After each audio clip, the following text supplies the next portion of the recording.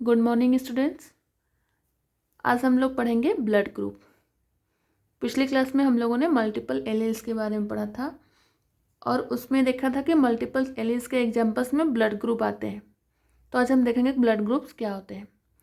जो blood groups हैं, सबसे पहले इसको किसने बताया था? कार्ल लैंडस्टीनर ने 1901 में।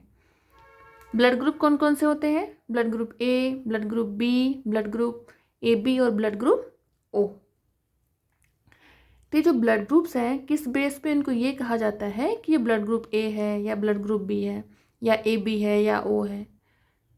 तो जो ब्लड की RBC होती है, रेड ब्लड सेल्स जो होती हैं, उनकी मेम्ब्रेन पर एक ग्लाइकोप्रोटीन पाई जाती है जिसे एंटीजन कहते हैं। तो अगर किसी RBC की मेम्ब्रेन पर एंटीजन A प्रेजेंट है तो वो ब्लड ग्रुप A होगा। अगर किसी RBC की मेम्ब्रेन पर एंटीजन B प्रेजेंट है तो वो ब्लड ग्रुप B होगा। तो RBC की मेम्ब्रेन पर पाए जाने वाली प्रोटीन्स या एंटीजन के बेस पे ही हम ये कह सकते हैं कि ये कौन सा ब्लड ग्रुप है।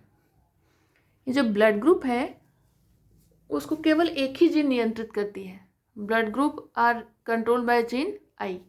जीन आई जीन एक है, लेकिन इसके एलील्स क्या है? IA, IB और IO। मतलब क्या है? 2 से अधिक एलील्स हैं, मल्टीपल एलील्स हैं इसके। जीन आई के क्या है? 3 एलील्स हैं। तो इन 3 एलील्स में से कोई भी इन तीनों में से 2 एलील्स भी किसी एक इंडिविजुअल के अंदर पाए जाएंगे। तो यहाँ पे हम लोग देखेंगे जो क्या क्या संभावनाएं होती है, क्या क्या पॉसिबिलिटीज होती हैं इस जीन्स की, कि जैसे कि अगर इसमें कोई किसी में IA 2 जीन्स प्रेजेंट है तो कौन सा ब्लड ग्रुप होगा? Blood group A। इन तीनों एलील्स में से IA और IB जो होते हैं वो डोमिनेंट जीन होते हैं और IO हमेशा रिसेसिव होता है। तो IA और IB IO की प्रेजेंस में अपने आप को शो करेंगे। अगर IA और IB के साथ IO है तो IO रिसेसिव है, वो अपने आप को शो नहीं करता है। जैसे अगर देखें कि IA IE 2 जीन्स प्रेजेंट है तो वो कौन सा ब्लड ग्रुप होगा? A होगा।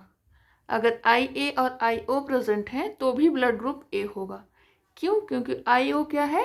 रिसेसिव है। अगर IB IB प्रेजेंट है तो ब्लड ग्रुप B होगा। अगर IB IO प्रेजेंट है तो भी ब्लड ग्रुप B होगा। अगर IA IB दोनों प्रेजेंट है, इसमें दोनों डोमिनेंट है, तो दोनों अपने आप को शो करेंगे और ब्लड ग्रुप क्या होगा? AB होगा। अगर IO IO प्रेजेंट है तो ब्लड ग्रुप क्या होगा? O होगा, क्योंकि जो रिसेसिव जीन्स होते हैं वो होमोजाइगस स्टेज में ही अपने आप को शो करते हैं। तो यहाँ पे दोनों IO IO है तो ब्लड ग्रुप भी O होगा। अब हम यहाँ पे देखें कि जो IA है, ब्लड ग्रुप A वाला है, उसमें कौन सा एंटीजन प्रेजेंट है? तो हम लोग यहाँ पे देखेंगे तो जो ब्लड ग्रुप A होते हैं,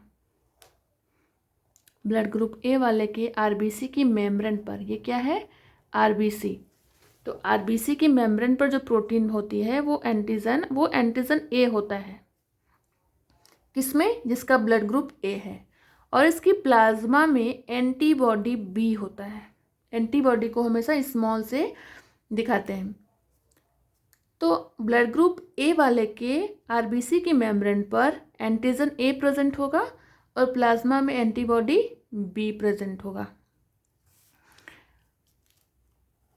और जो ब्लड ग्रुप B है, ब्लड ग्रुप B वाले की RBC पर एंटीजन B प्रेजेंट होगा और प्लाज्मा में एंटीबॉडी A प्रेजेंट होगा।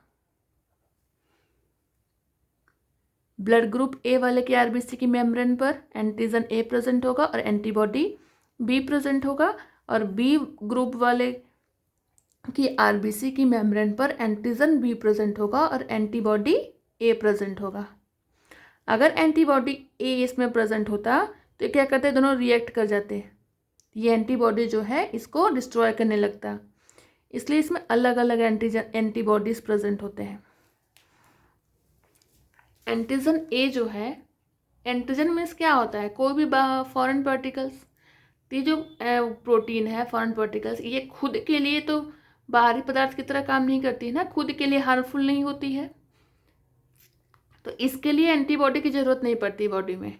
लेकिन अगर एंटीजन B इसमें एंटर करे तो ये इसके लिए एंटीजन की तरह काम करेगा, कोई भी फॉरेन पार्टिकल्स की तरह काम करेगा, बाहरी कण की तरह काम करेगा। तो उसके लिए पहले से ही इसमें एंटीबॉडी भी प्रेजेंट होता है। जब ये इसमें एंटर करेगा तो ये एंटीबॉडी भी उसको नष्ट कर देगा। And blood group A B का देखें तो इसकी आरबीसी की मेम्ब्रेन पर एंटीजन ए भी प्रेजेंट होता है और एंटीजन बी भी प्रेजेंट होता है, और इसकी प्लाज्मा में कोई भी प्रोटीन प्रेजेंट नहीं होती है, कोई भी एंटीबॉडी प्रेजेंट नहीं होती है।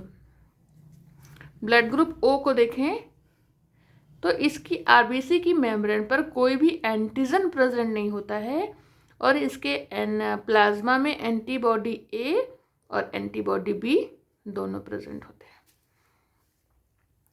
अगर ब्लड ग्रुप ए बी वाले के प्लाज्मा में एंटीबॉडीज प्रेजेंट होते, अगर ए प्रेजेंट होता तो क्या करता, ये एंटीजन ए को डिस्ट्रॉय करने लगता, और अगर बी प्रेजेंट होता तो एंटीजन बी को डिस्ट्रॉय करने लगता। इस वजह से इसकी प्लाज्मा में कोई भी एंटीबॉडीज प्रेजेंट नहीं होते। इसमें कोई भी एंटीजन नहीं है तो कोई भी एंटीबॉडी रहे कोई फर्क नहीं पड़ता, तो इसमें दोनों एंटीबॉडीज प्रेजेंट होती हैं, एंटीबॉडी ए और एंटीबॉडी बी। तो इस तरह से हम लोग देखें कि जो आरबीसी की मेम्ब्रेन पर एंटीजन पाई जाती है उसके बेस पे ही ब्लड ग्रुप डिसाइड होते हैं कि कौन सा ब्लड ग्रुप होगा। नेक्स्ट हम लोग देखेंगे कि कुछ ब्लड ग्रुप्स जो होते हैं, किसी ब्लड ग्रुप्स को यूनिवर्सल डोनर कहा जाता है और किसी को यूनिवर्सल रेसिपिएंट कहा जाता है। तो यूनिवर्सल डोनर किसको कहते हैं, ब्लड ग्रुप ओ को, मतलब ब्लड ग्रुप ओ वाला जो है वो अपना ब्लड किसी को भी डोनेट कर सकता है। Universal recipient blood group A B, जो ब्लड ग्रुप ए बी है वो किसी से भी ब्लड ले सकता है, कोई रिएक्शन इसमें नहीं होता है। तो हम लोग इसको देखेंगे कि ब्लड ग्रुप ओ को यूनिवर्सल डोनर क्यों कहते हैं। जैसे हम लोग यहाँ पे अगर देखें, एक एग्जाम्पल लेके देखते हैं कि अगर कोई भी ब्लड ग्रुप जिसका ए है, ब्लड ग्रुप क्या है, ए है, और ये अपना ब्लड किसको दे रहा है, ब्लड ग्रुप बी वाले को दे रहा है, बी। तो जो ब्लड ग्रुप ए है इसकी आरबीसी में क्या होगा, आरबीसी की मेम्ब्रेन पर एंटीजन ए होगा, और प्लाज्मा में क्या होगा, एंटीबॉडीज बी होंगे। जो ब्लड ग्रुप बी है इसके आरबीसी में क्या होगा, एंटीजन बी होगा, और प्लाज्मा में क्या होगा, एंटीबॉडी ए होगा। तो जब ब्लड ग्रुप ए का ब्लड इसमें जाएगा, ये डोनेट कर रहा है, तो ब्लड ग्रुप ए वाले का एंटीजन और एंटीबॉडी दोनों इसके पास इसमें इंटर करेंगे। तो जब ये एंटीजन और एंटीबॉडी दोनों इंटर करेंगे तो ये जो एंटीजन है इसका एंटीबॉडी ए के साथ और बी एंटीबॉडी का एंटीजन बी के साथ क्या हो जाएगा, रिएक्शन होने लगेगा, जिससे क्या होंगे, आरबीसी जो होंगे रैप्चर्ड होने लगेंगी, मतलब नष्ट होने लगेंगी, ये एक दूसरे को नष्ट करने लगती हैं। तो क्या होता है, हीमोग्लोबिन भी कम हो जाता है, आरबीसीज भी नष्ट होने लगती हैं। तो यहाँ एनीमिया के लक्षण देखे जाते हैं, ब्लड की कमी होने लगती है। ठीक है, तो ये रिएक्शंस होने लगते हैं। अगर सेकेंड एग्जांपल हम लोग देखें कि अगर कोई ब्लड ग्रुप ओ जिसमें कोई भी एंटीजन प्रेजेंट नहीं होता है, ओनली एंटीबॉडीज प्रेजेंट होती हैं, वो अगर डोनेट कर रहा है किसको, ब्लड ग्रुप बी वाले को ही, तो इसकी आरबीसी में क्या है, एंटीजन बी, और प्लाज्मा में क्या है, एंटीबॉडी ए। जब ये इंटर करेगा इसमें तो क्या होगा, एंटीजन तो कोई एंटर नहीं करेगा इसके साथ, क्योंकि इसमें तो है ही नहीं एंटीजन, ओनली एंटीबॉडीज एंटर करेंगे। जब एंटीजन इंटर नहीं करते हैं तो जो रिएक्शन के चांसेस हैं वो बहुत कम हो जाते हैं। एंटीबॉडी ए इसमें है, इसमें भी है, ये दोनों तो सेम हो जाएंगे, ये तो पहले से ही इसमें मौजूद था, कोई रिएक्शन नहीं होगा। एंटीबॉडी बी जो है ये रिएक्ट करेंगे, लेकिन बहुत ही माइल्ड रिएक्शन होता है यहाँ पे। क्यों, क्योंकि जो ब्लड ले रहे हैं हम लोग ओ वाले से, वो कितना लेंगे, एक लिमिट क्वांटिटी में ही ब्लड लिया जाता है, लेकिन इसके पास जो अपना ब्लड है वो तो ज़्यादा है यहाँ पे, तो कुछ माइल्ड रिएक्शंस होंगे, उसके बाद एंटीबॉडीज़ खुद ही ख़त्म हो जाएंगी। तो यहाँ पे जो रिएक्शंस होता है वो बहुत कम होता है, बहुत ही माइल्ड रिएक्शंस देखे जाते हैं या ना के बराबर होते हैं। थर्ड में हम लोग देखें कि अगर कोई ए पॉजिटिव ए ब्लड ग्रुप जिसका है, जिसमें एंटीजन ए है और प्लाज्मा में भी एंटीबॉडीज बी प्रेजेंट है, ये किसको दे रहा है, डोनेट कर रहा है अपना ब्लड? ए वाले को ही डोनेट कर रहा है। जिसकी भी एंटीजन इसमें भी ए प्रेजेंट होगा और एंटीबॉडी बी प्रेजेंट होंगी, तो इसमें कोई दिक्कत नहीं होगी, कोई रिएक्शंस नहीं होंगे। एंटीजन इसका भी सेम है, एंटीबॉडी इसका भी सेम है और उसका भी सेम है। तो सबसे अच्छा क्या होता है कि जिसका ब्लड ग्रुप जो है वो अपना उसी ब्लड ग्रुप से ब्लड ले, या फिर अगर ये पॉसिबल नहीं है, वही ब्लड ग्रुप नहीं मिल रहा है, तो ओ वाले से ले सकते हैं, क्योंकि ओ वाले से जो रिएक्शंस हो रहे हैं वो क्या है, बहुत ही माइल्ड रिएक्शंस होते हैं। इस वजह से ओ को क्या बोलते हैं, यूनिवर्सल डोनर बोलते हैं, क्योंकि इसमें एंटीजन प्रेजेंट नहीं होता है। और जब एंटीजन इंटर नहीं करते हैं तो जो रिएक्शंस होते हैं वो बहुत ही कम होते हैं या ना के बराबर होते हैं। तो इसलिए ब्लड ग्रुप ओ वाले को क्या बोलते हैं, यूनिवर्सल डोनर। ये किसी को भी अपना ब्लड ग्रुप दे सकते हैं। सेकेंड हम लोग देखेंगे यूनिवर्सल रेसिपिएंट।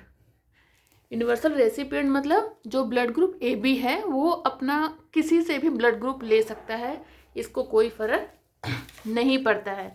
जैसे हम लोग यहाँ पे देखें कि जो ब्लड ग्रुप ए बी है ये क्या है, रेसिपिएंट है, ये ब्लड ले रहा है। इसके आरबीसी में क्या प्रेजेंट होगा, एंटीजन ए और एंटीजन बी। प्लाज्मा में इसमें एंटीबॉडीज एब्सेंट है। अगर ये ब्लड ले रहा है, किससे ले रहा है, ब्लड ग्रुप ए वाले से, तो इसमें क्या होगा, एंटीजन ए प्रेजेंट होगा और एंटीबॉडी बी प्रेजेंट होगा। या फिर अगर ये ले रहा है किससे, ब्लड ग्रुप बी वाले से, तो इसकी आरबीसी में एंटीजन बी प्रेजेंट होगा और प्लाज्मा में एंटीबॉडी ए प्रेजेंट होगा। या फिर ये ब्लड ले रहा है किससे, ओ वाले से, तो इसमें कोई भी एंटीजन प्रेजेंट नहीं होगा, ओनली क्या प्रेजेंट होगा, एंटीबॉडीज। तो जब भी ये किसी से भी ले रहा है, अगर ए वाले से ले रहा है तो एंटीजन ए तो सेम है दोनों के, कोई दिक्कत नहीं होगी। केवल एंटीबॉडीज बी जाएंगे तो जी रिएक्शन होगा बहुत ही कम होगा, क्योंकि एंटीजन कोई भी अलग से इंटर नहीं कर रहा है, एंटीजन सेम है।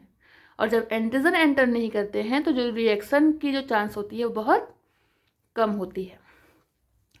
अब ये बी वाले जाएंगे तो बी वाले हम लोग लिमिट क्वांटिटी में ब्लड को लेते हैं, तो कितना जाएंगे, थोड़ी सी जाएंगे, और थोड़ी सी जाएंगे तो थोड़ी सी ही बी को ये क्या करेंगे, डिस्ट्रॉय करेंगे। तो जो रिएक्शन होगा वो बहुत ही माइल्ड होगा, बहुत ही कम रिएक्शंस होते हैं। अगर बी वाला एंटर कर रहा है तो भी एंटीजन बी है, इसमें भी एंटीजन बी है, कोई भी क्या है अलग से एंटीजन एंटर नहीं कर रहा है इसमें, तो भी रिएक्शन के चांस बहुत कम होंगे। अगर हम लोग यहाँ पे देखें तो इसमें क्या है, ब्लड ग्रुप ओ वाले से अगर ब्लड ले रहा है तो भी एंटीजन एंटर नहीं करेंगे इसमें, क्योंकि ओ वाले के साथ कोई भी एंटीजन नहीं होता है, ओनली एंटीबॉडीज होते हैं, तो भी रिएक्शन के चांस क्या होंगे, बहुत कम होंगे। इसलिए ए बी ग्रुप वाले को यूनिवर्सल डोनर कहा जाता है, क्योंकि ये किसी से भी ब्लड को ले सकते हैं। नेक्स्ट क्लास में हम लोग आरएस फैक्टर के बारे में पढ़ेंगे। जैसे ब्लड ग्रुप ए बी या ए बी तो होते हैं, लेकिन कभी कभी क्या होता है, हम लोग देखते हैं कि ब्लड ग्रुप किसी का ए है, किसी का ए पॉजिटिव है, किसी का ए निगेटिव है, तो उसको हम अगली क्लास में डिस्कस करेंगे कि किस तरह से ब्लड ग्रुप पॉजिटिव और निगेटिव होते हैं।